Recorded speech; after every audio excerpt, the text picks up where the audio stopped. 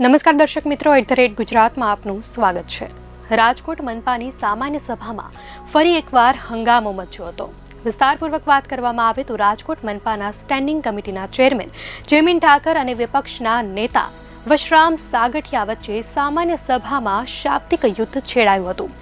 મહત્વની વાત એ છે કે સામાન્ય સભામાં પ્રવેશ સમયે જ ચેકિંગને લઈને વશરામ સાગઠિયાએ ભારે રકઝક કરી હતી અને ત્યારબાદ જેવી સામાન્ય સભા શરૂ થઈ કે તરત જ વશરામ સાગઠિયાએ રોગચાળાનો મુદ્દો ઉઠાવ્યો અને આ દરમિયાન તેઓએ રોગચાળાના આંકડા રજૂ કરીને વશરામ સાગઠિયાએ સત્તા પક્ષને ઘેરવાનો પ્રયાસ કર્યો હતો।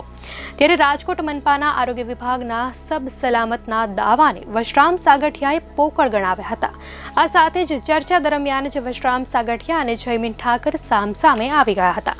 વશરામ સાગઠિયાના વિરોધને જોતા જયમીન ઠાકરે જણાવ્યું કે આ કોઈ ફિલ્મનું શૂટિંગ નથી ચાલતું, અહીંયા રાજકોટના વિકાસની વાતો કરાઈ રહી છે। જયમીન ઠાકરે એવો પણ આક્ષેપ લગાવ્યો કે વશરામ સાગઠિયા મીડિયાની હાજરીમાં માત્ર ફોટા પડાવવા માટે જ આવે છે। રાજકોટ મનપાના જનરલ બોર્ડમાં શાસક પક્ષ અને વિપક્ષ સામસામે આવીને શાબ્દિક યુદ્ધે ચડ્યા હતા।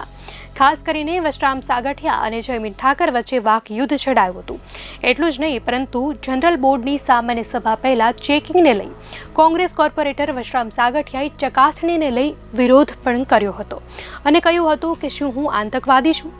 ત્યારબાદ સામાન્ય સભામાં વશરામ સાગઠિયાએ આરોગ્ય મુદ્દે પણ હોબાળો કર્યો હતો, જેમાં સત્તા પક્ષ અને વિરોધ પક્ષ સામસામે વાક યુદ્ધ કરતા જોવા મળ્યા હતા। દર્શક મિત્રો, આ અંગે આપની શું પ્રતિક્રિયા છે, ચોક્કસથી જણાવશો।